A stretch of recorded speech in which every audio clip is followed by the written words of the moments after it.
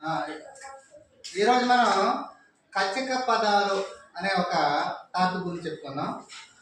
కచ్చిక పదాలు అంటే ఒక పదం ఎటు నుండి చదివినా ఒకేలా ఉన్నాడు.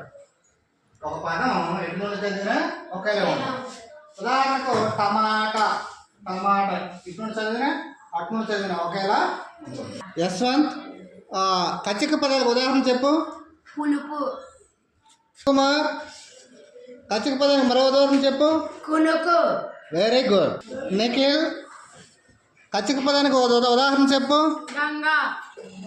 లక్ష్మీనారాయణ, కచ్చిక పదానికి ఒక ఉదాహరణ చెప్పు. జలజ. Very good. శ్రీ, కచ్చిక పదానికి ఒక ఉదాహరణ చెప్పమ్మా. నవీన.